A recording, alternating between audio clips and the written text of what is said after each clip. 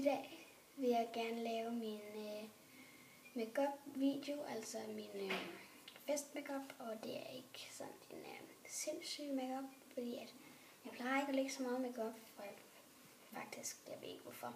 Men I må undskylde lyset. Det er ikke særlig godt lys. Jeg sidder ude i køkkenet lige nu. Og jeg vil bruge min pensel her. Jeg synes, den er så dejlig, derfor jeg sidder sådan her. Undskyld, jeg gør det noget tit. Men jeg vil i hvert fald gerne. Jeg bruger i hvert fald den rigtig meget. Den her med dobbelt. Jeg har købt den i H&M. Ja. Men og nogle gange så kigger jeg herover. Det kan være, I kan se mig, fordi mit spejl står her. I kan prøve at se, der er min iPad. Og der sidder min kat. Og lampen er der, som I kan se. Så det er mega irriterende. Og ja, så lad os se en gang. Jeg starter med, at jeg kommer min concealer på, og den har også for H&M. Så den kommer jeg lige på. Jeg kan lige sætte mig lidt længere tilbage. Så kan jeg lige. Sådan der.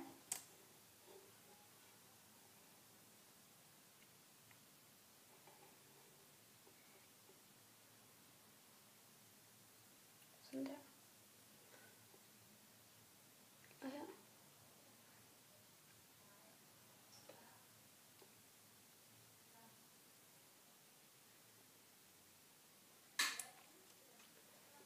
Og her oppe i panden.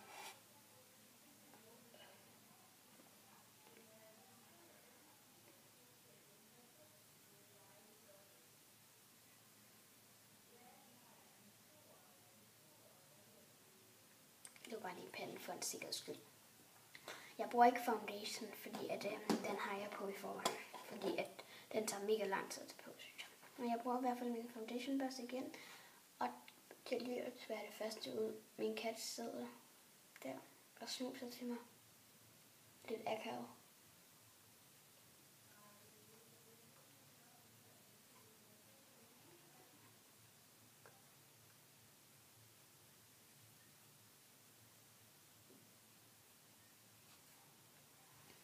Håber I kan se det.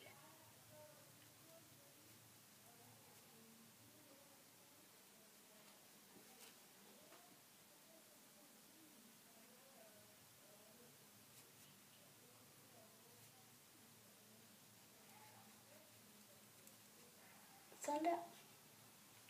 Det var min concealer. Og så er det tid til min Rimmel London Stay Matte Puder. Og i dag har jeg købt den her, den her, og den her, som jeg skal bruge i dag. Fordi at jeg som I nok har set i min haul, som i min, min sommerferie haul. Ja. Men jeg vil i hvert fald lige have købt den her, jeg har ikke prøvet den før, men der vil jeg bruge den her inde. Og komme den på børsten her, og simpelthen bare lige komme den i ansigtet. Jeg har hørt så meget bruge den på YouTube, og de synes, den er så god, og den er faktisk også pisse billig. Undskyld, jeg binder, eller hvad jeg nu gør. Men den er i hvert fald helt vildt billig. Den koster kun 50 kroner. Det synes jeg er rigtig billigt.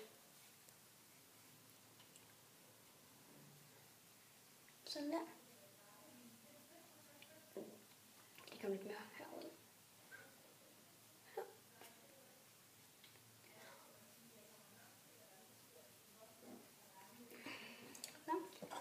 Så man kan næsten ikke se, at jeg har brugt den.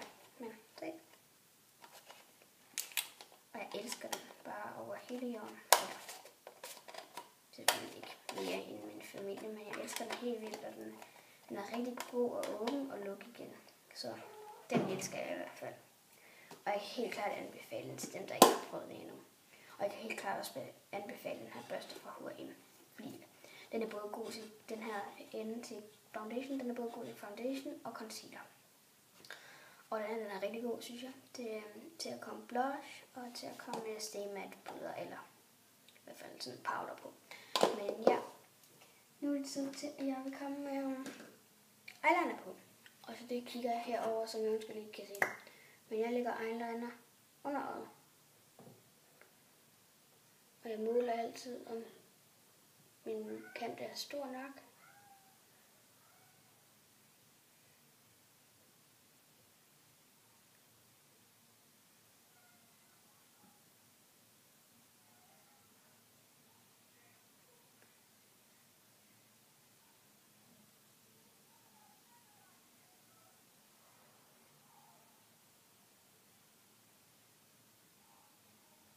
Sådan der. Så gør vi det herover. Og det er lidt akavet, fordi det er meget stille lige nu.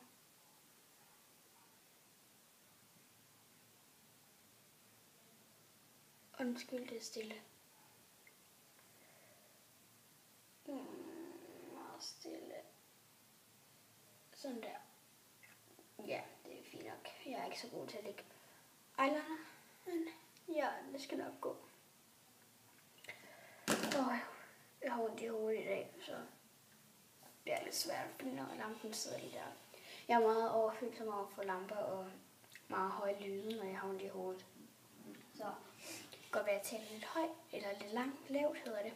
Så det må jeg undskylde. Men nu skal jeg bruge min concealer igen, og det er den samme fra H&M, til at lægge på mit øjenlåg, som jeg bruger som en primer, eller hvad det hedder, til min øjenskygge. Den kan vi også ikke heroppe, faktisk. Og til det bruger jeg simpelthen bare mine fingre, fordi det er lidt nemmere.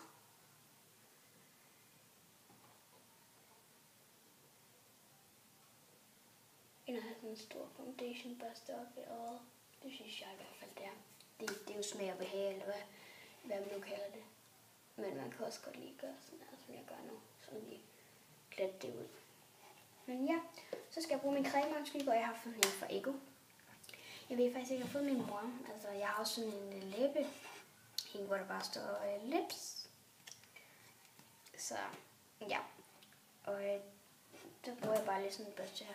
Eller sådan en øjenskygge svamp, som jeg fik i et Olivia-blad sammen med en øjenbryn og øjenvippe ting og en øjenskyggebørste. Men jeg vil bruge det der S, der er herude, fordi at det der E, det er meget flydende, og den er tørret ud, og den er grim, så ja. Så kan man lidt godt bruge den. Og jeg synes også, den er for den okay. Der var lidt hård. Men så kommer det på.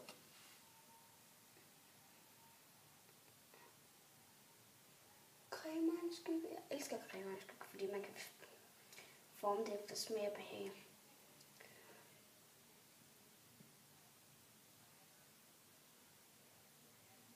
Det er faktisk meget gammeldags at sige smag og behag. Jeg ved ikke, hvorfor jeg har fundet på at sige det.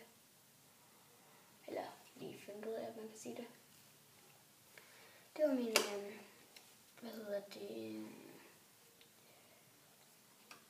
øjenskygge. Ja, og jeg kigger meget over i spejlet. Det må jeg undskylde bare lige, fordi jeg vil gerne have det til at se ordentligt ud. Så ja. Men nu er det tid til, at vi skal bruge mine øjenvippebukker. Jeg kommer aldrig med skarp under det. Sådan. Så jeg kigger lige over.